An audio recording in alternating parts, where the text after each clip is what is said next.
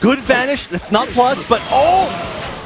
Oh, Reynald getting the offense, putting him in the corner, gonna slam him down. Vanish out of there. Lost Soul has no more sparking, so all this damage is here to stay. Into the level 3! And Lost Soul takes it! He takes it!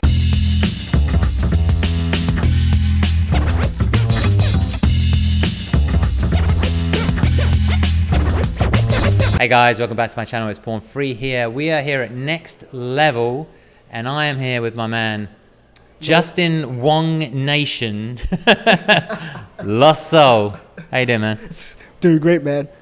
So we got Summit of Power coming up, so I thought it'd be a good idea to get to know a few more of the players who are in the, I guess, the voting phase is what they're calling it at the moment. Yeah. So you're thick in the middle of that right now. Right now, yeah. Yeah. As of this moment, I'm in like 7th, 8th place, but kind of deep in. It keeps moving around a lot, actually. I saw Cloud just went from like 19th to 2nd or something. Right, yeah, he just jumped up. I would have sworn he was like at 10th place, but probably due to the sponsor, he jumped up like 500, 700 votes. Whatever the case may be, he jumped from 10th to like 2nd or 3rd, I believe. You need those Wong dollars. Yeah, I know. You got to get those Wong dollars in before the end. Actually, there has been a few Wong dollars. I may need more, but who knows? I'm gonna try to see I can get some of my own before I get more of those Wong dollars in. You know? Yeah. Yeah. Well, let's see. Let's get to know you and see if people out there can't get to know you as well. First thing I want to ask you is, I mean, this is going to be mainly we're going to talk about Dragon Ball FighterZ, right? But you have an anime background. Yeah. Now I want to ask you about your name. Because I'm sure it is connected to anime, but I may be wrong. Lost Soul. Where does that name come from? There's a kind of funny story involving that one. I kind of got that because at the very beginning, I was like born without a name. You know, officially I had no name. And how that started is that my parents, once I'm born, they need to pull out the documents to pull out my first name.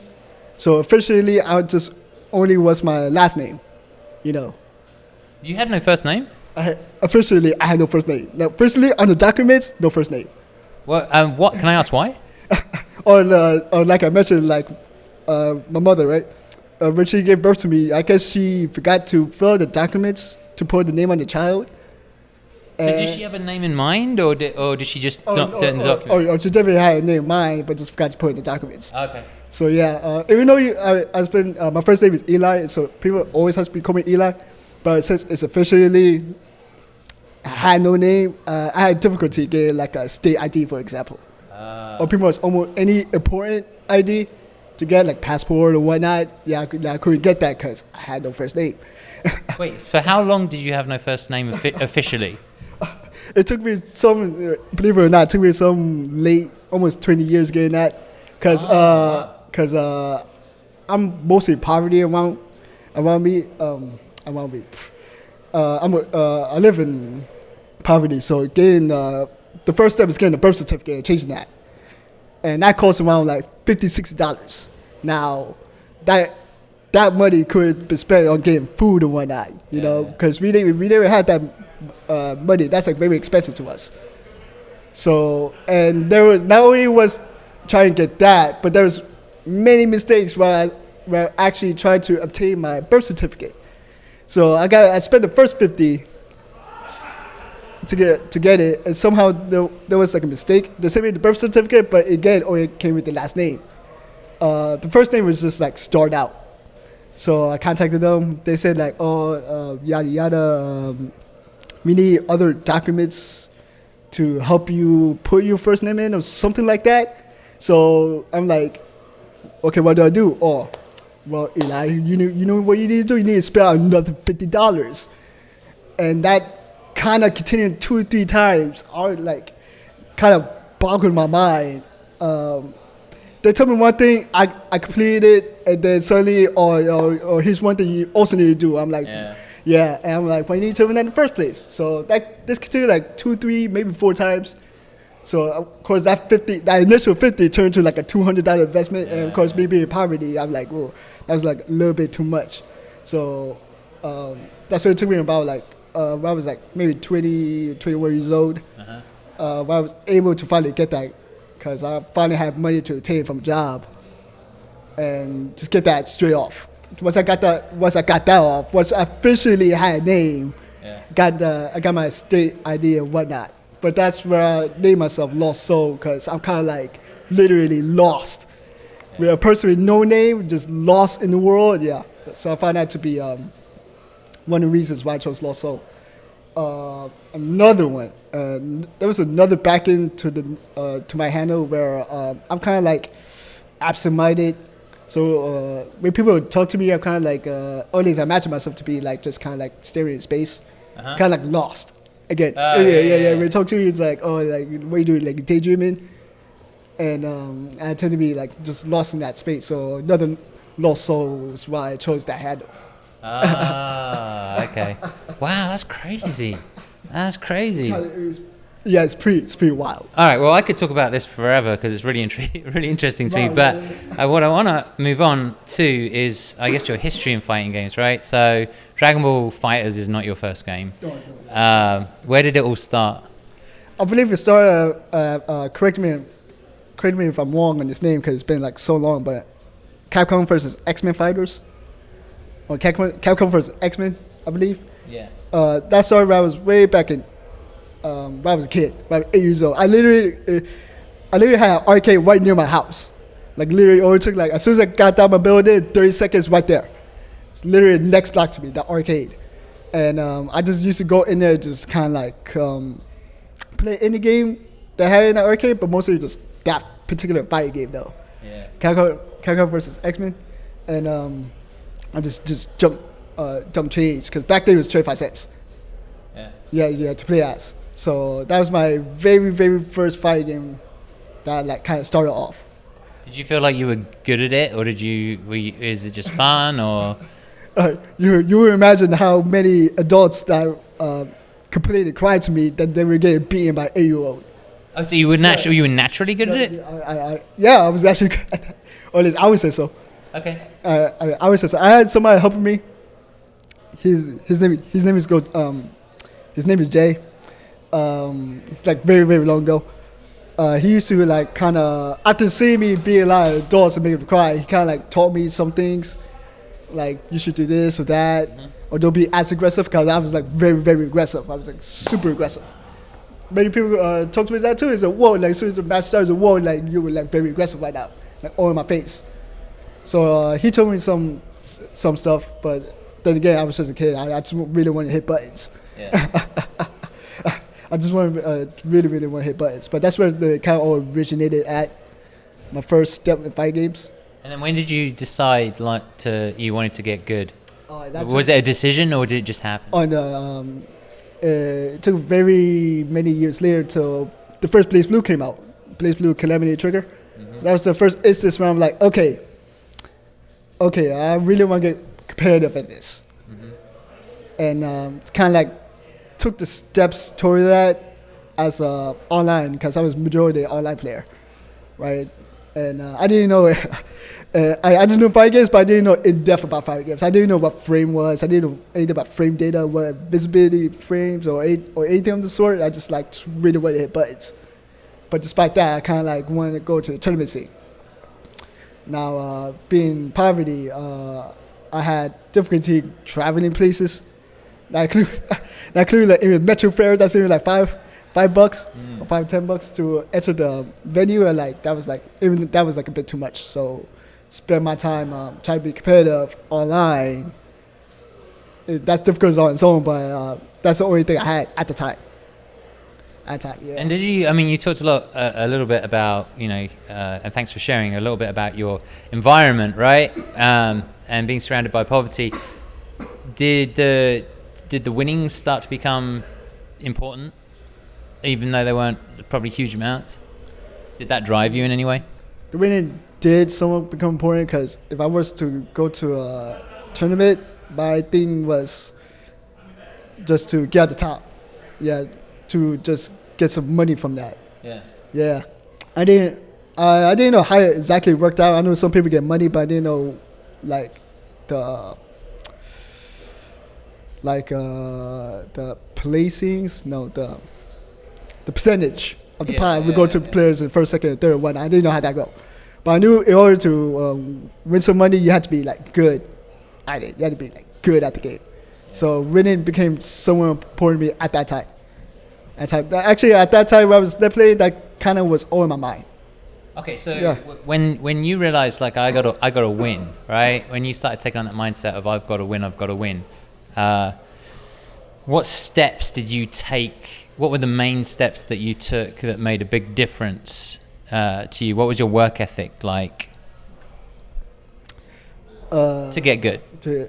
My work ethic was like that kind of like took a while because I was kind of stubborn. I was like very stubborn. I didn't really want to ask advice of what to do to improve on my style.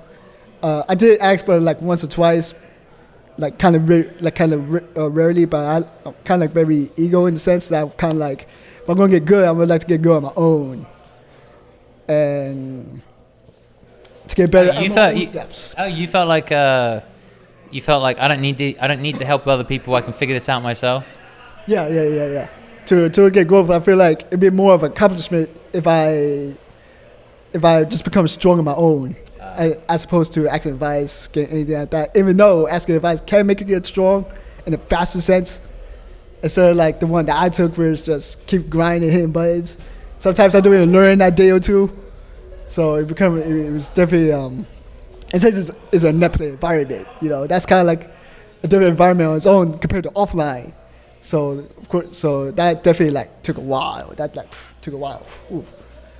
Yeah. So, but when you going back to that question, right? So like when you decided like I want to get good, what things did you start to implement into? Were you just grinding away and learning as you went? Did you start to learn frame data? Did you start to use the training room? Like, were there significant things that you did in order to go from like good to like a much better player? Oh right, yeah. Well, one of them was pressing buttons at certain situations, because since I didn't know frame data, I had to go by what works, what didn't work. You know, it's like if I press a button in this situation while blocking in the corner, like will it work? Do I get counter hit? Or if I didn't get a counter hit, if I successfully put a button out, then that could tell me that it's just like black string safe, not safe. Like, was it fake? And I could like start my turn after that, or it's just where can I jump out, or where can I jump out during certain black strings?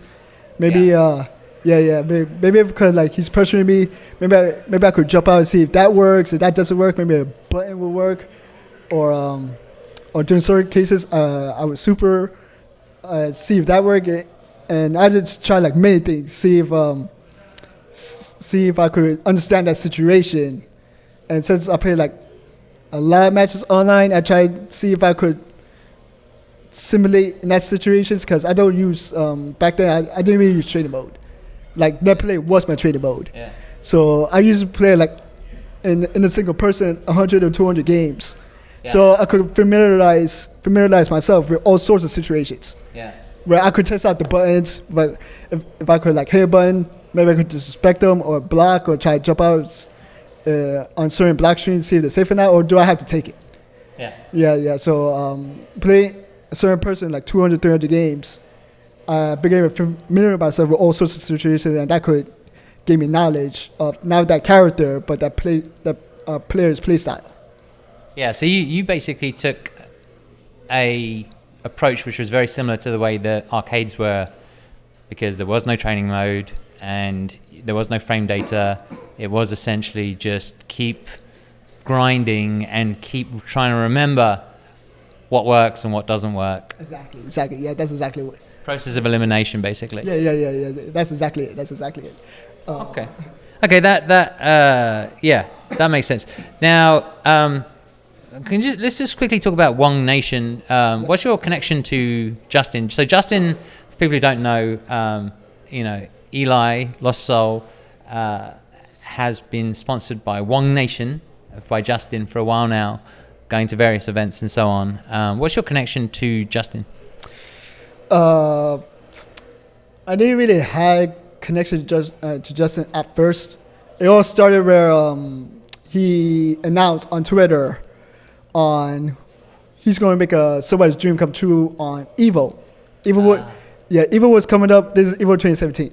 Evo 2017 was coming up, and he tweeted out, "Okay, guys, I'm going to make someone's dreams come true. Let me know who you want to go to Evo. Just any name. Just give me a name and I guess reason why." And one of my buddies, who goes by, I'm not sure I could name him, but he goes by Vivian. And he first started out just tweeted at him, "Oh, lost social go," like lost social go. And once he said that name, it was almost like a flood of people agreeing that I should go to that sense, because I never been to Evo before. Evo 2017 was my first Evo. Yeah. So he said Loso is a great player. He should go to Evo because he never experienced that. And just a flood of people just saying the same thing, and Justin caught that eye. So he DM'd me and said like, "Hey, a lot of people like you. Since a lot of people like you, I'm gonna fulfill your dreams, man. On your first Evo, I'm gonna send you out to Evo on my own money. I'm gonna fly you out to Evo and experience that firsthand." And I was like, whoa. I was like shocked. I was just shocked that people even mentioned me. I was shocked that countless people mentioned me after that, and then having Justin actually paid a flight to actually send me out was just astonishing. I was like, whoa, I was like speechless. I was like, whoa, this is real. It was like surreal. I mean, I think it speaks volumes to get that kind of support from people, to be honest. Yeah. And after that, going from Evo, I made like 15th place at Guilty Gear Exert. At that, and then after that, he's like, if you want to go to more events, I could help you with that. Since you seem to be doing good, and a lot of people seem to like you, I'm gonna make your traveling. I'm gonna be responsible, basically. Basically, that's how Wong Nation came to be about, where he would just send me places, and a lot of places that I've never been to my first time, like Faustins, final round, this recent final round. It was all thanks to Justin Wong. So I want to give it a quick shout out. Thanks to you, Justin Wong, is because of you that that made my dreams come true, going all these places. Otherwise, me being in poverty and whatnot, it would basically never happen. It would never happen. Nah. Yeah, it's amazing. I mean, it's amazing that Justin puts back into the community like that, and it speaks volumes for you that people have supported you in that way. Now, very quickly, what's been your proudest moment so far in fighting games? Because Dragon Ball is new, and you have a background in anime, so I'd like you to just talk very briefly. What's your proudest moment in fighting games? My proudest moment was the most recent event of Final Round 2017. Is that in Guilty Gear is my very first victory against Kazunoko. Wow. That has been my most proud moment at the moment, because he was like my demon, right? I fought Kazunoko 2 times before that. He used to be a Soul player, right? And if you guys know me, I'm an Alpha player. And he would bot me those 2 times. So every time I go to a tournament, I'm like, "Kazunoko, where are you? I want the one back. You know, I want a piece of him again."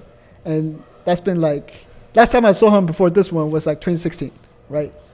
And now, this recent final round, he was in there. He was in there for Dragon Ball, but he was in there for Guilty Gear as well. And then I was like, sweet, like, because I could have him again. And one of the things that I met him in his finals, he bought me that one, 3-1. And so I had to like come back. I had to come back from losers. Oh, you reset? I resetted him. Wow. And he was up against me too. He was like 2-1. It was like I won 1, but he was up 2. Wow. He's near like just one more win. You know what? I was very focused on Dragon Ball at that time at Final Round, but I remember people talking about you and how hyped that was. So I'm definitely going to go watch that when I get home, and other people should go check that out for sure. You guys go check that too. That match was very intense. This is going to be rough. Kaznoko's definitely starting to bring it back right now. Oh, jeez, Vital Express. Good stuff. This is going to be a knockdown. What do you get from this? This is crazy. I can't. Oh my god, Kaznoko trying to defend right now. Gets hit high. Mash dash at the time. Can Lost Soul bring my this God. though? Try to go Lot of catch over the patience. counter hit again. Yeah, blocking. That's it! Oh! Wins! Lost Soul brings it back from losers. Wow. He says, you get out of my house. This tournament is mine. Your crown is mine. The prize money is mine. Lost Soul wins. Dang. Final round 2018. Guilty Gear gets the hug from Cosnogo. Oh my Cosnogo's like, gosh. Nani, why would you do that to me? That was insane. Let's talk about Dragon Ball Fighters. Yes. Tell me your team, and tell me why you use that team. Why you picked it. The team I currently use right now is in order Cell, 21, and 16. And that's kind of evolution from my team that I started off with, which was 18 Kippu and Beerus. Oh, really? Yeah. So, wow, what? That's quite an interesting development because a lot of people have moved on to Kid Buu. Yeah. And, well, Beerus, I don't think anyone uses. So tell me about that. How did that evolve and why? First thing that I had to go was kind of tough decision, but Kippu, because after I unlocked 21, not through story mode, since I pre-ordered it, I got that bonus, so I didn't have to go through the story. I liked her design, so it's like she had to be in my team. So I kind of like switched pink for pink, switched Kippu with 21, and this was when the meta wasn't really developed yet, so Kippu wasn't out. He was kind of wild, but not as wild as he is now. With the way that things change, the way that people found stuff with him, there's none of that. So I switched Kippu with 21, and 18 I'd switched because I had trouble getting started mid-screen or the neutral. So like she was very good doing the corner. But it's just everything outside of that was just giving problems. Sometimes she died, sometimes she would die, then without doing anything, or I had so much problems trying to get in that I just get overwhelmed just trying to go to the offense so I could get my mix-up started, and the players would be like very defensive, or I make one mistake, it'd be like done. It'd be done for that. So from there on, I'm like, all right, I need to change this. Like, I need to change that. I went from 18 to 16. Yeah, no, actually, Cell. Cell was the thing, because everything how Cell did, and he kind of could start his things from mid-screen and corner. It didn't matter where he was. He could do like what he wanted everywhere on the screen. Did very high damage everywhere on the screen. I'm like, that's kind of perfect for a guy like him. So I'm like, I kind of need that. So I switched up with 18 with Cell at that point. Beerus was kind of like also another struggle, where his short limbs was kind of like bothering me. Yeah, especially when it comes with going mix-ups mid-screen. Like it's an air dashing hit JM for a mix-up, for a cross-up, and with his short limbs, it wasn't like really that feasible. Unless I was like certain distance away. And while his 2M was great, the one with the slide, but it has a great hurt box around it. People could just push buttons and just kind of like hit me out of that. Yeah, and even though he has a DP, his DP is kind of like very vulnerable because it's all key blast, meaning that you could just super dash through that. Like if people read me that was going DP, they would just super dash through it, and I'd be like, oh, okay. Like, and then he'd be dead after that. So like, damn, I need choose a character, or I try to switch the character to see what works. And that's why with Android 16. Yeah, first thing I used to play grapplers, so I'm like, I could maybe get like 16 to work, and not only that, but he like, again like Cell, he kind of like done damage and does his mix up anywhere on the screen too because of his hard knockdown. Because it's hard knockdown, you could just do on the big screen corner, and you get that damage boost as well. And I'm liking this, and that's where I kind of evolved from my first initial team to the team I have now, with Cell 21 16. Yeah. Okay, so let's talk. I was going to talk about the patch. Yes. Before we talk about your general thoughts about the patch, has the patch made you reconsider your current team? Because obviously you don't get the hard knockdown with 16. It almost did. It almost did. But I just heard about what the patch notes did to 16, losing his hard knockdown.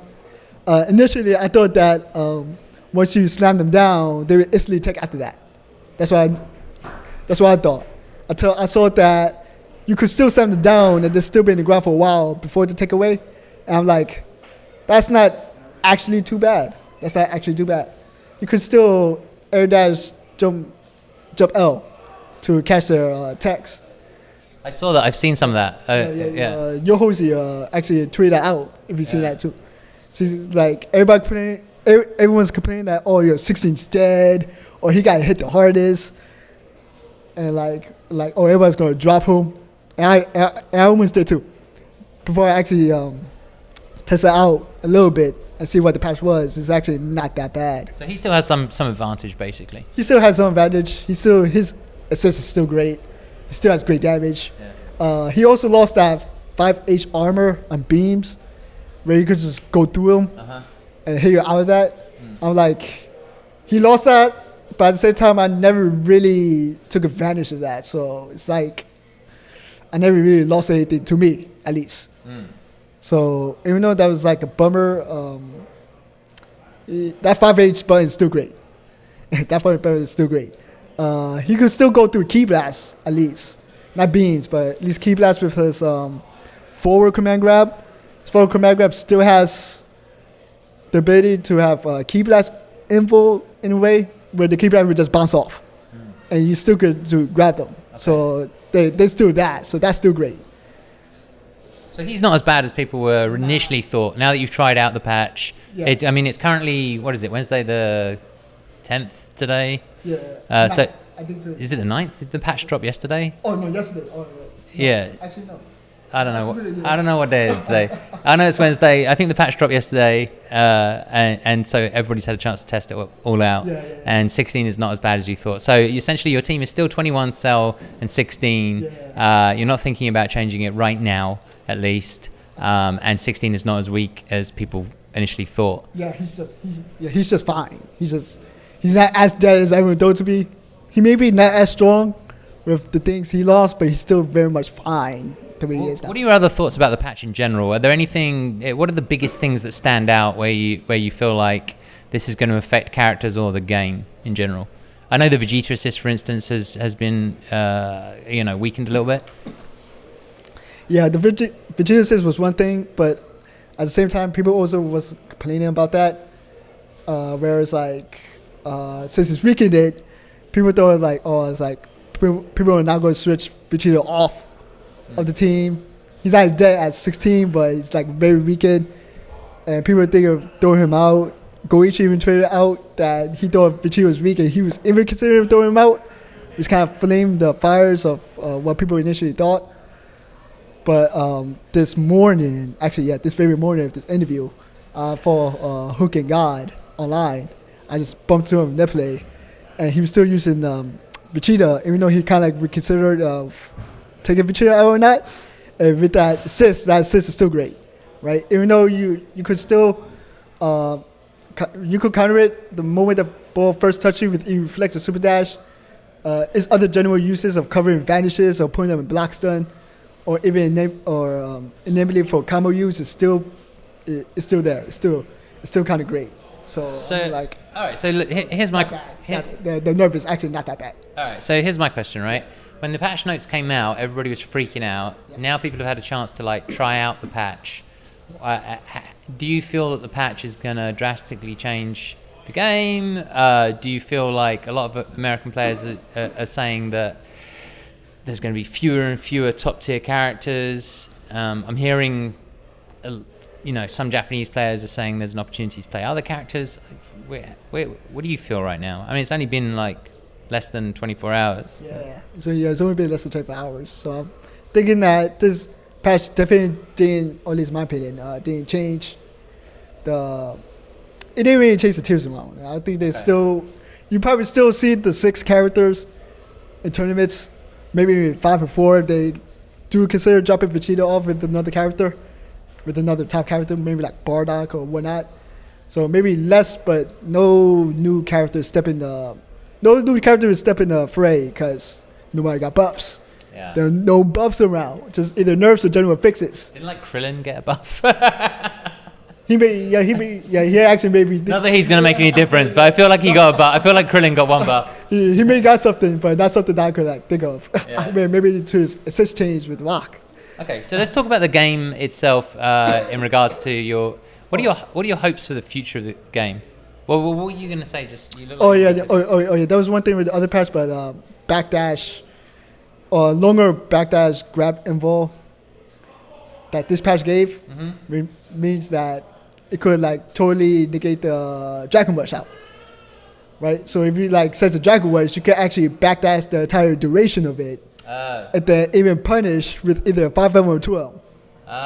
You get a big fat punish if you could make that read. So you can shimmy a Dragon Rush. You could you could either shimmy a Dragon Rush or if you set one coming and just I wouldn't say mash backdash because backdash only has grab and ball. If they press any other buttons, you still get hit. So it's still read, but if you get that read, you could get that big punish from it. Yeah. Yeah. So like if they're Dragon Rush, you just step away, backdash, or step away, 2L, they start your damage.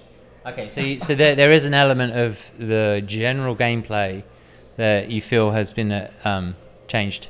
Yeah, and not only that, but I guess other command grabs as well, like Android 16 or 21's command grab. Okay. You probably if it's just slow, you could just backdash away. Just punch big. So in effect, the general mechanics, that backdash invulnerability has made command grabs weaker.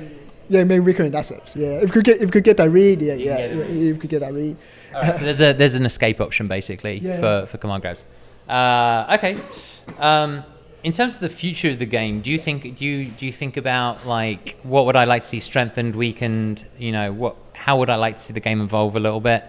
You know, some people talk about what is it? Block cancels, I think. Guard cancels. Sorry, block cancels. Guard cancels. Same thing, I guess. How do you think about the game? What are things that you would like to see change in the future? That's a good question. What you mentioned is guard cancel. Guard cancel is definitely weak in that sense. It's definitely like even if you hit them successfully, they be able to air tech out, and you're still not in advantage of putting them pressure or anything. They could even escape from the corner if you're in the corner. You guard cancel. If you're like the last character, right? If you guard cancel, you switch sides, you hit them. They still be able to take in the air and take away from the corner, and you're still not in advantage. You basically just reset the situation for like, I guess a weaker reward in that sense. Whereas because if it gets blocked, you still have there's still a lot of startup where the opponent could just block it, just punish you great for it. And never mind if you guard cancel with other tags, where it's still the same thing. Like if you tag to another partner, but it gets blocked, or the startup will not really hit the opponent as fast. So if they hit you with a chain of L's or M's, or they like kind of like stagger the pressure, they could easily see the guard cancels. Yeah. And then kind of punish your life away from that. Okay, so guard cancel for sure. I've had a bunch of people talk about guard cancel, so that's definitely across the board. Most players seem to think that's a problem. Is there anything else in the game where you feel like you'd like to see the game change? It could be anything. Some people have said they would, obviously like to see more balance in regards to the number of characters that are, there seems to be a gap between the top tier and the rest. Some people talked about, I think Kazunoko, your friend Kazunoko actually talked about, I think it was Kazunoko, talked about when you switch characters, it's a little strong, like coming in with the super dash is a little strong. I don't know, is there anything else that when you look at the game you go, I would love to see this? You mean I would love to see so change, right? Yeah. Tags are definitely strong, especially if you're in a defensive position, but you tag, you're like immediately in the offense. And if it connects, you just start your pressure right away. But I kind of like that, so I kind of like don't mind that stays the same. Maybe the super dashes, maybe. Yeah. Okay. Super dashes with the way there's home in on you, and they're a bit weird, aren't they? They act a bit weird. Yeah, they act a bit weird with the home in on you, or some cases they were like cross up because the super dash at a weird angle, and you get that unintentional cross up, or they would just fly away. It's just kind of wonky. Let me ask you this: sparking. That's evolved a lot over the last, I don't know how many months this game has been out, but like by week by week by week, it's evolved. Talk to me about, do you have a set of rules about sparking? And you had mentioned that you are starting to think about it. There are certain things you're starting to think about as you've been developing your play. Well, the meta right now doing it is sparking at first character to save it, because the momentum from losing your first character, or at least from the level of play I'm doing, is that if I lose my first character, like if I lose my cell, then I'm gonna like definitely struggle with my 21 and 16, and with the sparking I have now, sparking level 2. And whereas right now, kind of like sort of saving for level 2 to save either my 21 or 16, because Cell kind of dies the most because he's point, right? So he kind of like dies often in that sense. But because of that, I should probably consider using sparking to save him at least, because he's not only he's my he builds a lot of meter fast, and he does a lot of damage. Same with that, and he kind of what was that word? Where the kind of like the team kind of forms together from that, go from combos to tags. Matt, the word is lost in my head, but my team can't really function if I like lost him. So it's like kind of looking forward or looking into sparking as my first character, especially as opposed to sparking as the last character, where you get a longer duration of sparking, but sometimes you're in one of those 3 versus 1 situations, and with sparking, it doesn't like look very good. That's my current thirst right now. I definitely need to look into the level 1 sparking and kind of like change that, or level 2 sparking at most. And another thing that I'm also looking at is using sparking for kills. Yeah. So like right, if you have enough meter, or if you don't have enough meter to really kill a character, especially if they're down the first character, sparking is like an option right there. The one that I see that do that often is like Sonic Fox. He does that, especially when you're down the first character and he got his second character to like close to death, especially with Cell. And if he doesn't have a meter to really kill off with the team supers, he'd be like, okay, let me after the initial first super with Cell, he would like sparking, do either the grab to Kamehameha, and then super again from there to ensure the kill. Because from there it's 2 versus 1. And you don't have your level 3 sparking, but then you just got enough advantage to just win from there. So that's definitely my thought. Like I definitely need to start doing that. I think, I mean, like, I don't know where sparking would evolve to from there, because that seems like the ultimate. Like, that's the one. Like, level 1 kill a character, level 1 sparking kill a character. Yeah. But I don't know. It's very interesting to me. It's very interesting. It's definitely something to test out. That's the situation where I haven't really tested out to the kill a character or to ensure character survival. I haven't really tested that out. I'm like, or if my characters get hit, it's like I switch out. It makes sense for Sonic because he's such an aggressive player, you know? So that's very interesting. Do you go for the kill, or do you wait and just make sure that you preserve one of your characters? I kind of like have that. The sparking in the beginning, I kind of like evolved from that sense, where at the beginning it was like, level 3 anchor sparking, that was the thing, and nowadays currently level 1 sparking is kind of thing to ensure your character's survival. So you could use now that character, but still retain his assist. So you still get that. Your entire team composition with the assists and the combos and whatnot, you still got it there if you just keep them like alive. Yeah. So that's definitely a big thing. That's definitely something I need to look into. So let me ask you this question in regards to characters and synergy, actually, team synergy. People talk about that. They throw that word around. It's all about your team synergy. If someone started playing Dragon Ball FighterZ, right, and they were trying to put a team together, how do they find, what is it that makes a great team? Like, how do you build a team? What is it? What do you do? Or is Dragon Ball just one of those games where you can throw anybody together? So it works like that both ways. It's kind of like when meta talks at the very beginning, where as opposed to doing like the point, assist, anchor situation, you have a point character, where they're all kind of like as you suggested, kind of like do whatever they do, but they kind of balance each other's out. Okay. You know, with either certain supers or the way the assist works. But Yeah. now with that, but how they themselves work out in case they're the anchor, Yeah. or if they're the point character. Yeah. If they're the point character, they just their character is like so good they just kind of like, I won't say help themselves, but they could handle themselves. Yeah. So one of the things that, or at least that's how my team is composed of right now, is that not only did they work well together, they could like the synergy kind of like all like combo or put in defensive wise somewhat, but they also could work by themselves if need be. You know, Okay. if they themselves are, if either one of them is a point character, like Cell could work himself as a point character, he's no problem in that. Training 1-2. So your philosophy tends to be a little bit more like, you know, if any of these characters ends up on their own, they're not going to be screwed. Yeah. They're gonna be able to fight. Yeah. They're definitely going to be at a fight. Yeah. There's still somewhat of a comeback factor in them. So like there's no hope lost. They don't really assist will help, as assist will help any character, but by themselves they still have a chance. You know? Gotcha. Yeah. I think a lot of people think that way about the teams in Dragon Ball.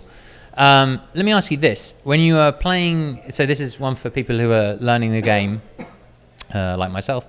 What is one of the biggest mistakes that you see players making?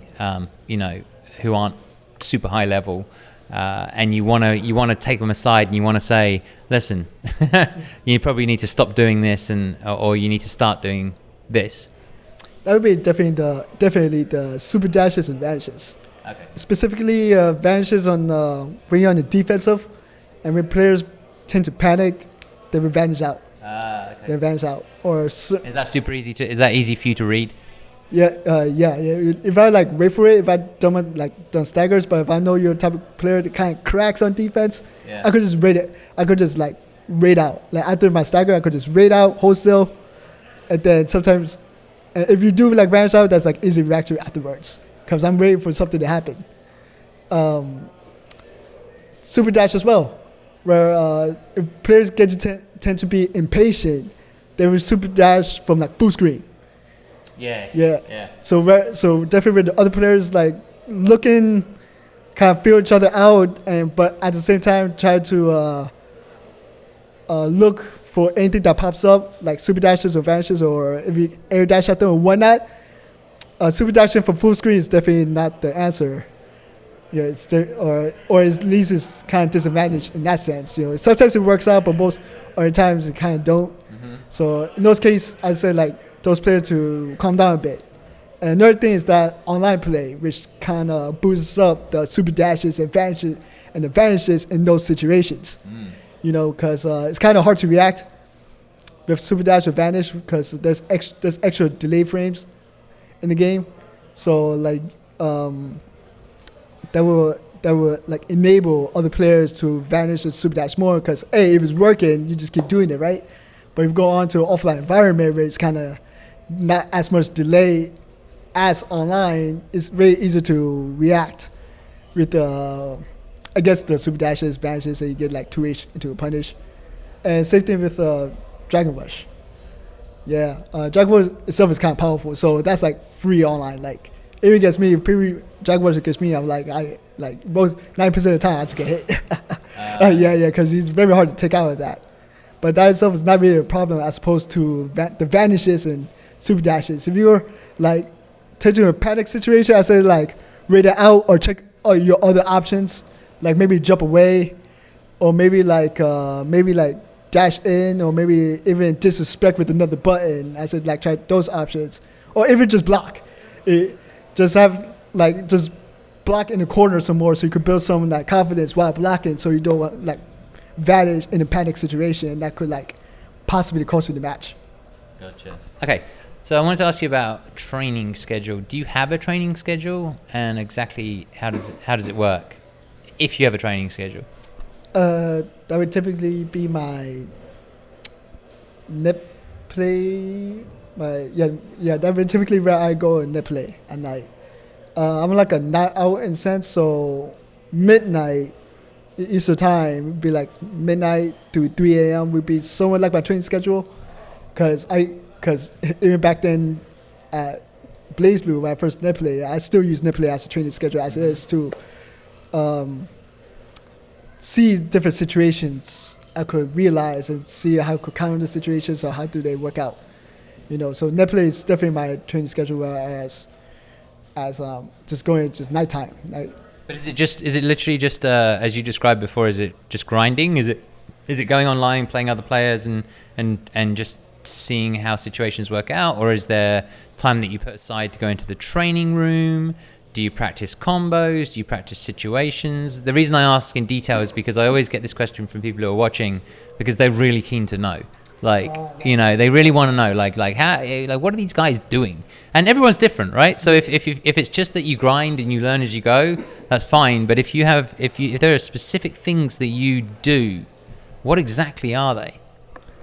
Well, there are certain times where I just go in training mode just to grind out combos and make sure they just stay intact. Muscle memory, right? Yeah, muscle memory, so they don't drop or whatever.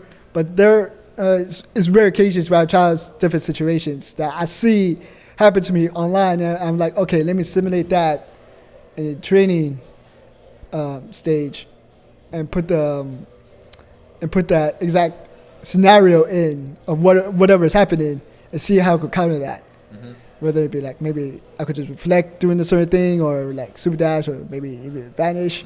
I do that, but it's kind of like, for me, that's kind of like a rare case. Like, I do that, but not as often as I should. Okay. Most of my time is still going to net play and just grind out for the situation so I can see, and then grind out the answers to them while net playing. So that's my training regimen, you could say. Okay. Yeah. Do you watch videos of other people playing? Or do you find that stuff on Twitter, or where do you get inspiration for your team and for your characters? Definitely watch other people play with the same characters, like Leffen and Moke. See what they do, see what the combos could, see what they're doing in split, like in combos. Maybe generate a new idea to me, or maybe I could steal a combo if I see something really good. Sometimes even looking into Twitter, some people post just different combos or situations, like Yohosi. My bad. You don't want to get that wrong. You don't want to get that wrong because you get called out for it. No, my bad. I'm really bad with names. My apologies. I'm joking because she called out Sejam and a few other people. Oh wow. When I interviewed her. So. Yeah, she does tech ideas. Sometimes she posts OSs. So I'm like, that's interesting. Yeah, she does a lot of tech. Yeah. Yeah, so I kind of keep that in mind. And I usually just look at Twitter because that's where most of the stuff kind of drops, either tech ideas or combos. So I can steal from. I usually look into that as opposed to matches. You can say, there hasn't really been too many things in matches that I steal from. But how many locals do you come to? You come to NLBC once a week. Is that the main thing? NLBC has been my main thing, but there's also Xeno. Xeno, yeah. Xeno. I'm just starting to go into that. I've been there one time. I'm trying to make that into a constant thing, which happens on Fridays. Yeah. Mostly. It happens on other days, but I'm kind of, for my schedule, probably Fridays. I'll probably go into it. Not only that, but the Kill Sage, Santa Fox, who's also going to be in the summit, who's also going to be at that Xeno at Fridays, so that's a perfect time to grind out. Good for training, yeah. Definitely good for training. Good for training. So talking of, so if you made it into Summit of Power, how do you think about preparing for something like Summit of Power? Oh man, it's kind of like there's so many godlike players in there. It's kind of like, how do you prepare for all that? Well, so I mean, it's that's one thing that changed my mind. But and some of them don't really have match videos you can watch off. Like Leffen is one thing I don't really see match off, or at least from IC. So it's like there's some guys that can really see style and see how you prepare for that style. Goichi, you always see him in the Cyclops events, but he's at another level where you see him and try to adapt. Kind of doesn't really give you that much advantage because his skill level is just another plane. But my main thing was just, since I have the opportunity, if I'm in the house that means I get to play with them. And if I get to play with them, I can get some sort of download on them. So that's the best idea to go with, is to, if I'm in Summit, play all those players, get a sense how they play like, and see, try to use that in my advantage once I actually fight them in the tournament. Okay. Yeah. So try and get the download once you're there. Do you think there'll be a lot of mind games going on? Yeah. There will probably be a lot of mind games going on. How are you with the old mind games? Nah, I just knowing that in the house, that's probably one thing you could least expect. So one thing is probably just stay focused. It's one thing. Try not let anything bother you, or at least bother me. If anything comes out like outside the game, or maybe some people may think you got the download of them, but I'm just gonna keep like all focus. Like simply think not like anything bother me. Just simply do what I have to do to secure that W, and that's like just like all of it. Just like focus on that. So how much of your Guilty Gear, because it's an ArcSys game, right? So how much of Guilty Gear do you feel like has helped you with Dragon Ball? Probably offense wise. Oh yeah? Yeah. I'm like an offensive player in Guilty Gear. Staggers is mostly the thing I'm known for in that one, especially with the character Alpha. So that definitely brings a thing to me. Though the offense in Dragon Ball is kind of different, obviously. So even though I'm going to offense, I'm still trying to figure out the offense side of Dragon Ball, which I'm getting a little bit better at today. Days pass by. But the one thing that also brings another thing is the defense in Guilty Gear. That translates into Dragon Ball. Oh, yeah. Like, cause there's a lot of wild things happening in Guilty Gear. There's a lot of things happening so fast, and a lot of crazy mix-ups. It's kind of similar to the way how Dragon Ball is. So, and that's kind of like how I like, when I'm defending Dragon Ball, I kind of like that. Like I'm defending all this, I'm kind of that's beginning to be my comfort zone, And since so I contrast with that well, I got like some good confidence on just blocking, and seeing some players how they react to my block is surprisingly some kind of crack, some kind of you see them don't know what to do, like okay, well, how should I do to open this guy up, like besides the occasional Dragon Rush. Yeah, that's still a thing. Let me ask you about competing. So we're talking about the house and everything, right? And you obviously have been competing for some time now, and you beat Kazunoko at final round, and you won Guilty Gear at final round. So like you obviously know how to deal with pressure. Can I ask you, was that a long process of learning? Were you always good with pressure? Can you remember the first time you were on stream? So I guess what I'm asking is, for people out there who are just getting into playing offline, do you yourself have a way of dealing with high pressure situations? Go for high pressure, especially for a tournament. Go for a tournament thing. Mm-hmm. That itself brings a high pressure into the stakes, especially like at Winners Finals or Grand Finals. Yeah. There's also additional pressure from that. So my thing is just like constantly, I have to constantly go into the stream's eye. Because if I'm in the stream, I could be like comfortable with the stress, right? Oh, so you put yourself into stressful situations and you gradually feel more comfortable with it. Yeah. I gradually, if I put myself more stressful, I could just be more comfortable with it. And one of them is definitely being where you get streamed on. Okay. Because otherwise, like when I get nervous, I kind of like cracking defense or whatever. But so the thing is that to get used to it, you have to put yourself into that situation, so you can normalize that feeling, that stressful, to decrease the stress. Now the stress never goes away. Yeah. Or at least in my case, there's never where I'm like totally, absolutely comfortable. Maybe there's like a little stress going on, but I'm like never like stress free. But that's due to me going to like either streams or even net playing with somebody streaming. I'm like, okay, let me get in on that so maybe people can watch me play and get to that situation where tell some people watching me, they probably like say something about my play, maybe like say some things about it. That's kind of like what goes on my mind. So I'm like, I need to do this. I need to do this more often.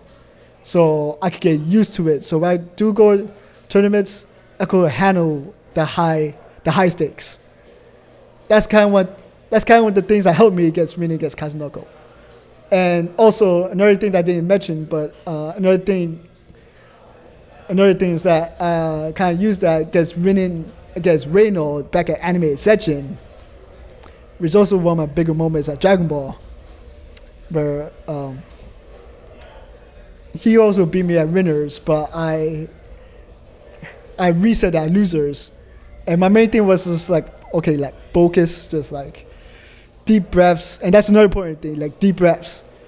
If you like deeply exhale and inhale, you can like control your heart rate, which is the main cause of like when you stress or when you're shaking. That's because your heart is it's going in a rapid pace. You know, it's going fast.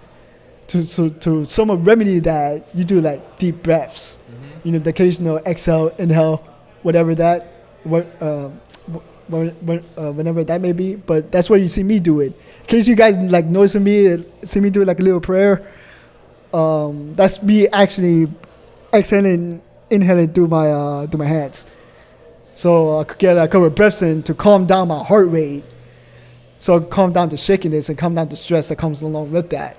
And with that said, you get like... You did that at Anime... That was one of the things you did at Anime Ascension? That's one of the things I did at Anime Ascension. That's one of the things that helped me in final round where I did that against Kazunoko. Yeah. And also other past tournaments where it helped me just like relieve the stress. Well, Reynald has actually made it into Summit of Power. He actually beat it, yeah. But you beat him at Anime Ascension. Yeah. And won Anime Ascension. One Anime Ascension, yeah.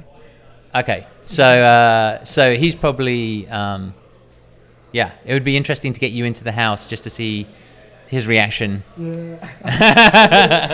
me and him had like a joke, had like an inside joke where it's like kind of like we just said like change the future, because we had like a before top 8 where he was like my favorite first match against top 8 winner side. We had like a 3-hour session going on. Oh, you did? Yeah. Okay. And he would win, like I would win some games, but he would win the majority of them. Okay. So I'm like, okay, he's like amongst other players I fought, he's definitely like the top dog in that one. He's definitely the go-to person that I thought would win the tournament. So I'm like, I gotta find some way to change his future where I would become the victor instead. Yeah. Because it's kind of like the way he was beating me. I'm like, it's like he's already first. Okay. So it's like, but it's like how the way the event's gone on, where I reset the bracket and won Anime Session against him. It's like I literally like kind of like changed the future on that one, changed the timeline. Like I did something that I believe I couldn't do, because also at the time I didn't really believe in myself. You know, I thought I was trash at Dragon Ball. So after winning against Reynald, changing this timeline, I'm like, okay, maybe I'm not that bad after all. Maybe I'm not so bad at Dragon Ball. Right. Like, yeah, so like... You should have been playing Trunks. Yeah. If you changed the future, you should have been playing Trunks. All right, I've got a fun question for you, which is, if you were to pick a team purely based on your love for characters in the anime, what would that team be? Which 3 characters? The team from the anime, it would be Cooler. That'd be one of them. Yeah. Okay. I was finding to be like a good character that I always wanted to play with. You know, he's kind of interesting to my eye. Him and Brawly. Cooler, Brawly. It's sad how Brawly turned out in this game. Yeah. Sad, did you say? Yeah, it's kind of like. Okay, we'll talk about that in a minute. No, yeah. They were definitely. So it'd be Cooler, Brawly. The other one's kind of up in the air. Kippu. So those are all bad characters. So you like the evil characters, or do you like them because they're powerful? Why do you like those characters? Powerful. Yeah, because they're powerful. Yeah. They all happen to be powerful. Some of them just like, a couple of them just purely movie based, where the strength is just over. The strength is just shown in that way. Obviously, like Broly, Why do you like Cooler? So let me ask you this question about Cooler. Why do you like Cooler more than like Frieza? His design, definitely. His design. Yeah, and maybe the fourth evolution kind of like caught my eye too. It's like, oh, let me take it to the next level. Like Frieza couldn't do it, just popped it out. Yeah. Okay. And just completely handled, and he was manhandling Goku in that movie. Until he went Super Saiyan, of course. Okay. But I'm like, damn, this guy's kind of badass. You know, yeah. And which version of Boo did you say? Which version of Boo? Kid Buu. Kid Buu. Okay. It's because it's kind of like mindless in the sense that it's kind of like just wild chaos. Okay. Yeah, just chaos incarnate. Yeah. Okay. So that's kind of like why I liked it. All right. Well, I mean, to be honest, you've got two of those characters, and if the leaks are true, then you might get the third one as well. Why do you think Broly has turned out a bit sad? Oh, because it's definitely not. You would think he would do like a lot of damage. I mean, he does a ton of damage, but not from anywhere that you would think he would do. If that would make sense. Like there are videos out there where he just like he could be like could kill touch to death, right? But for like if you go from like mid-screen into a combo into like that knockdown he does in the air, it doesn't really do that much. Okay. Or at least he doesn't also he's not like 16 in that sense, which I kind of thought he would kind of be because he's kind of like a grappler. Or before he was even released, they would say that he's kind of like a lot of grab moves, right? Yeah. So I'm like, oh, maybe he'd be like another 16. Maybe not as bullshit, but maybe something like that. I thought he was going to be. I thought he was going to have a vortex like 16. Yeah, I thought he was going to have a vortex too. Yeah. And I mentioned about the damage, but his damage kind of like it's like so. Yeah. Like surprisingly, for a powerful guy like Broly, the way that he stands out in the movies, that you got this guy here in the game, I'm like, damn. he's boy. just not like quite with the lore. Yeah. He's not quite with the lore. I was kind of like hoping he would be good, but there was that too. Like he could be like not trash. He'd be like he's fine. He's fine right now, but I thought he'd be like, more better than what he is right now. Yeah. So I'm like, that disappointed me. I'm like. Okay. So talking of characters, Cooler you probably would like to see come in the future. Are there any other characters that you'd like to see come in the future? Nah, not really. Or at least, I'm like kind of okay with any characters coming out, but there's no one specifically that would like to come out besides Cooler. Okay. Yeah, I mean, Cooler is just the one. Yeah. If the leak is true, then it looks like Cooler is coming, which is great. Let's hope he turns out great. He turns out great. Well, let's hope. I mean, what do you think of? You've already talked about Broly. What do you think of Bardock? Bardock, I think he's very good. Yeah. Especially as a point character, where. So he's got good neutral buttons. Is that his thing? Like, what makes him strong to you? Think his speaking about the neutral buttons, that thing where he goes forward, the one that just hits you like fast. That's definitely a thing. Yeah. That's definitely a thing. He has high damage for one thing, right? For a character like him, especially if you put in a point base and he does like high damage like that, and he can build meter, and he has that frame 1 invisibility on his super. Yes. Just he's like the only character that could do that. Just on level 1 super, mind you. That's also pretty great. And he has access to 2 supers, like in one combo, you mean? Yeah, There's one super where he could go. I forgot the name, but there's one he could do super that leads to another one. Yeah. Meaning that you could still get 3 level 1s if you down the character. Okay. So that's kind of good. That's kind of great. That's why I had a thing with Beerus. So I kind of like Beerus in my team at that point because he had 2 supers. You had the ball super that you could like. Put it to explode, and that'd be like 2 level. And you always wasted like 2 level 1s, but it's great situations where you just down a character where you still have access to 3 level 1s. So okay, I've heard the same from other people, thinking that he's a very strong character, and I think many people have started to implement him into their team. The new characters that are coming out, Zamasu. Is one of them. Let's talk about him first. Okay. What do you think of him? He has an 8-way float by the looks of it. Is that a character that you're interested in? I I gotta see how he plays out. I gotta say his 8-way dash is interesting, but I gotta see how that really implements in this game, like how that really is. Because I could be thinking that he could be like Magneto, right, from the Marvel series, but he could be like totally different. He could be like he could have the traveling 8 directions like Batman is in Gear, in Guilty Gear. He could be that, right? It's kind of like the way the Batman does is kind of like before you air dash, there's a little delay to it, to the direction you want to go to, so it's not as fast as opposed to like Magneto. So I gotta really see how that is in gameplay. You see, if I could see that with my own eyes, then I could probably like maybe pick him up and try him out. Okay. And what about Vegito? So with Vegito, we've seen Beam Sword, I think it's called. I think so. Yeah. Yeah. We've not seen much, right? We've just seen a couple of trailers, but like from what you've seen, does Vegito? Are you vaguely interested in him at all, or no? The way the trailer showed out, nah, not really. No? Nah. Or the way they showed out now. Okay. The way it showed out, of course they could change. If he comes out and more things are known about him, maybe he will have a great assist.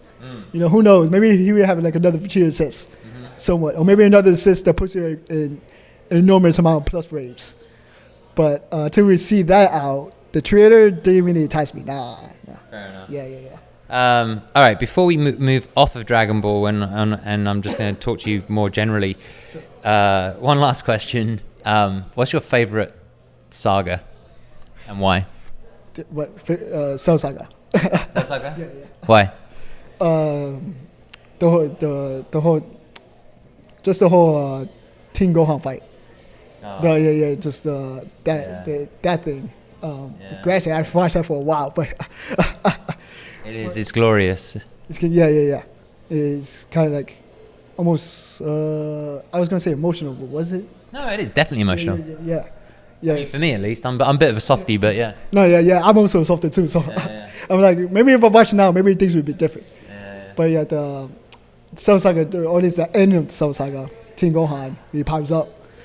It's a very to see him, and some people may not like it because he does body Cell like without even trying, and that kind of like put like a difference. I think the point is it takes time for like at that point at least, not later on. And you haven't seen Super, but at that point, Gohan was kind of like this. He was the character that had I guess the most potential. Yes. He was the one that they felt was more powerful than even he understood. Yeah. So I don't think he bodied Cell like nothing. I think the build up was like trying to get him to that power level, for him to understand, for him to unleash that power, and often they talked about it being anger that would get him there with the Saiyan, but anyway, I could talk about that for a long time, but I'm with you. I'm actually a big fan of that saga myself. Yeah, speaking about that, when I say that he body Cell, that's kind of like what I also liked about him. That when he actually achieved that potential, he became like this unstoppable being. So kind of like him curb stomping Cell in that sense, because he's like, here's my potential. What are you gonna do about it? And it turns out he can't really do anything about it at all. I just kind of like see that, or you see that from Gohan. Until like later on, from what I hear, that Gohan just kind of like went down. He's not as cool as more. He kind of like just fell, like kind of just look at him and say, "What happened?" In that sense, yeah. Like I didn't see Super, so he sort of lost a reason to. I mean, this is going on about this forever, and Dragon Ball fans will have always talking about this stuff. But for me, he lost his desire to get stronger, like. But anyway, that's a whole other thing. Let's talk about general fighting games. So is you play Dragon Ball. What else do you play competitively? So it's Guilty Gear, Dragon Ball. Is there anything else that you play competitively? I might start BBTAG. Oh yeah? Did you try it? Because it came out yesterday night, I think. Or it came out this morning, I think. Yeah. The US version actually came out this morning. Yeah, just a few hours. Just the beta, I think it is.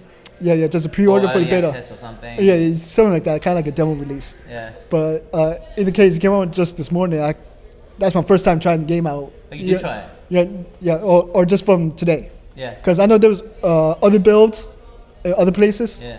Especially at Anime Ascension, where basically all the consoles had BBTAG in them. Ah. But I was so focused on Guilty Gear Dragon Ball, I didn't lay hands on Okay. that one. Okay. Nor the build they had next level, because next level had a build at one point, but I didn't touch because again focus on Dragon Ball. So now like I have my first time hands this morning. I kind of like it. Oh yeah. Yeah, I kind of like it. Just my little. I would try like an hour or two of it, but from one test I kind of like I kind of like it. So I'm kind of like trying to compete in that and try to juggle three games into a tournament and see how that goes. Well, I mean, they're the 3 games at Evo, right? So, the 3 main games evil. Ding. Okay, well, yeah. I mean, to me, it looks like a lot of fun. I'm actually going to try it myself. I'm starting to enjoy ArcSys games a lot more. So yeah, I think that looks like a lot. That looks like a lot of fun. Is there anything else in the future that you got your eye on? That's. Do I?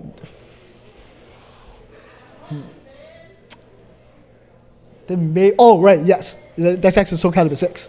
Yes. Soul Calibur 6. Yeah. Did you play that in the past? Is that a big thing for you, like those 3D games? Yeah. That game is definitely.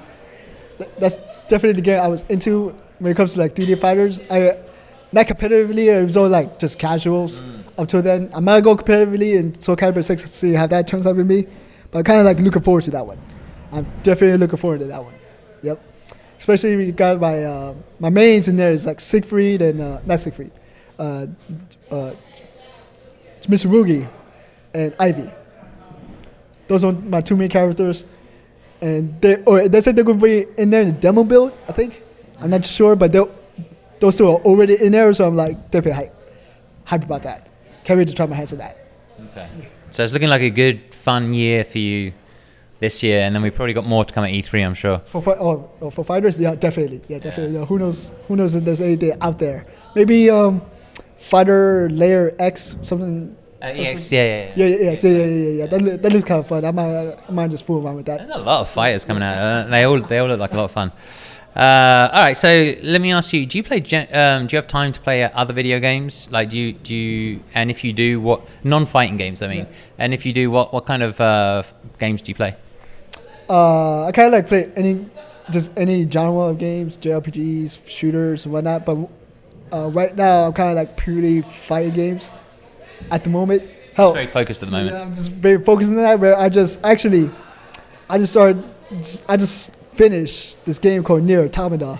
Yes. This Nier Automata. That's a godlike game, man. I enjoyed that. Really? yeah. Of course, you hear many people say like it's great, it's awesome. So like I didn't expect no better. Yeah. Maybe I was kind of worried about how overhyped it may be. Yeah. But for me, for my opinion, it kind of lived up to it. The story, the music definitely. Yeah, I heard about the music. Yeah. Yeah, the music is actually wonderful. So I'm like, I just finished that, and I'm doing like, that was a great time. That was a great time right there. I just finished that. I actually have it at home, and I haven't played it yet. I have Persona 5, I have Nier Automata, I have Monster Hunter. I haven't played any of them yet. They're all sitting at home. That was for me for Nier. I had like Nier my Steam for like a good month and a half, maybe 2 months. Yeah. It just like I bought it where it was like half off for Steam, so I got it for like $30. But it kind of like sit there time because I was just busy focusing on fighters for these tournaments and whatnot. So I just got enough time to just play that, and because I was playing that, I kind of like neglected my time a bit on Dragon Ball and Guilty Gear. Of course. Yeah. Those games take up time. Yeah. So I definitely had to balance it out. So now that I finished Nier, I get to go back. So people out there can get to know you a little bit better. What else are you into? What other activities are you interested in? One activity I would like to start is just improving myself, as a person. No, body-wise, like hitting the gym. Yeah, definitely. Okay. Like as you see me right now, as you guys see me right now, I'm like very skinny. Very skinny, right? Nah, you could like legally told me like I'm an anorexic. That's how skinny I am. Oh, wow. Yeah. Really? Yeah. I'm not. Just in terms of skinniness, I'm just a level below skinny. Yeah, and that comes from the poverty side as well, because I don't really have that much money to eat on. So So there's like many things. Yeah. Food-wise, food-wise is definitely like lacking. Food-wise definitely lacking. So that's why I'm kind of like starving. But that's why I'm kind of like want to change that bit. Not only change on my body on the gym, but change on my money-wise. How to handle my financial management a bit better, so I could use it for food. Because when I'm training myself out, food is definitely going to be a thing, right? Because you burn so many calories, you're just going to be hungry after that. So I don't want to be like starving. So I definitely had to just store the food somewhere, and once I train out, I could have food nearby. Just do like a plan from there, from that. So that'd be the gym aspect. Anything else? Nah. You like movies, like music. You like hanging out with your friends. You know what other stuff are you interested in? At this very moment, I typically like jogging. Yeah. Jogging? Jogging. Yeah. That's one of my things I like to do. I used to be a marathon runner. You used to be a marathon runner? Yeah, I used to be a marathon runner. Okay. Yeah. No, not just big heavy marathons. Maybe like the 50-mile ones. 50? Yeah, or the 50 kilometers. Or what it was it was that one, because I used to be in a club back in my college called the Health and Wellness Club, where all we do is talk about is the health benefits, right, from every category, whether it's like sexuality or physically or spiritually. Running was also a thing in there, so we had like own choreography to run that. So that's why I like to do it in my spare time. It's just kind of like jog around my block. Yeah. You do that more for your head? Like what are the benefits for you from running? It's kind of like to clear the stress out, because there's a lot of stress going on in my house. My house kind of chaotic, so I kind of like use that to just throw away the stress, have a moment to calm myself out, because that's where I could be, just outside, not inside the house, and that's why I like jog, and because I enter a few marathons here and there. So just because it seemed fun. Wow, that's amazing. I've never done anything like that. I'm really in awe of people who accomplish things like that. Yeah. So there's the jogging thing. And the next thing I'm going to do is probably go to training school, be like an electrician. Yeah, that's a good idea. Yeah, learn like a trade skill. Just one good benefits of life is probably learn the skill. I wish I had a trade. My grandfather used to say, if you have a trade, you're sorted. Basically, my uncle Nick, he'll never see this, but my uncle Nick, he's a twin. There's Uncle Nick and Uncle Tony, and my Uncle Nick became an electrician. And it's been great for him his whole life, having that trade, having something that nobody else can do, a very specific trade. And my Uncle Tony is more like me. He's kind of like, I don't know, like he's done all sorts of jobs, but doesn't have that security that a trade can give you. So I definitely would suggest like a trade like an electrician. I think it's a very very good thing to do. Yeah. And especially the part where you mentioned where your grandfather said that you're like kind of set for life. Yeah, my father used to say the same. It's like, if you got a trade, he said you're pretty much set for life. So I'm like, I don't have a trade right now, so I'm like, I'm going to look into that. Like, electrician, might as well get a trade now. Well, your trade is fighting games right now. My trade right now is fighting games. But I would like to have an extra trade just as a backup, I think that's a good idea. And like, why not? It's just like, so it also pays well, so that's definitely good. And I can be free weekends, which is a perfect schedule for my fighting games, 4 tournaments. Because job I'm right now kind of needs me weekends, so I'm not there for the TSBs, the team stick bugs that typically happens on Saturdays, because I'm almost working Saturdays. Always working Saturdays, Fridays, Sundays, because that job wants me at the weekend. Which, speaking about my job, is I work at a theater, so I work like an usher of some sort. Usher, concessionist. I work at a movie theater, so of course they need me at those weekends. So if I had that trade of electrician, not only get paid better, but I believe I get free at the weekends. So that is a benefit for my fighting game career, you could say. Yeah. So having a trade, so that's all good. That's good. I need that. Yeah. I say do it for sure. Yes. All right, so final question is, we talked about a bunch of stuff, but mainly focused on Dragon Ball FighterZ. Is there any topic that that you wish we covered, or perhaps you wanted to talk about, touch on, or something that you just wanted to say to the people out there? Maybe one of the questions you had that interests me was that the team games. Oh yes, of course. I was going to ask this question. I forgot. Okay, so let me ask the question. What is it about fighting games? Why do you play fighting games when there are so many other games out there, particularly esports games, more lucrative games? There are team-based games, card games, what you name it. Why fighting games? Fighting games because I chose fighting games because that's one of the things that I could like own the responsibility of my wins and losses, right? As opposed to like team games where it's all like, of course, it's team centric, but sometimes you just feel like you're the cause of, or at least in my sense, my things, right? I mean, like team games, because you need to have responsibility when it comes to like losses or wins, right? Sometimes you get like other team members blaming losses on you, on why you failed the objective. You're like, oh, we were doing well till like you screwed things up or whatnot. So you get that added pressure. There's added pressure from your teammates going from that. And I'm like, you don't even know that your responsibility of that loss was like legit or not, because it could be on your own. Like for me, for instance, I'm kind of like a depressive sort of person. So that kind of like little reveal to myself. From there, but I kind of like typically think about bad things about myself, right? So I like a team. That's why I don't really like teammates, because I feel like I'm the problem in that team. I'm like, you guys are probably better off switching me with someone else. I'm not putting effort to the team. I'm dragging you guys down. And I don't like that. It really, yeah. So where fighting games, I could be like, okay, I go to the level of myself. There's no team. The most important for me in fighting games is that there is no team pressure. Got no guys blaming on you. You yourself don't have to blame yourself on dragging the team down. So there's no added stress from that besides the losses that you just got from your fighting games. So there's no like, there's none of that. There's none that could really bring me down mentally, because that really brought me down mentally whenever I played back at Halo or Call of Duty back in my days. On those team specific games where I'm like, this team games may not be for me. Nah, it may not be for me.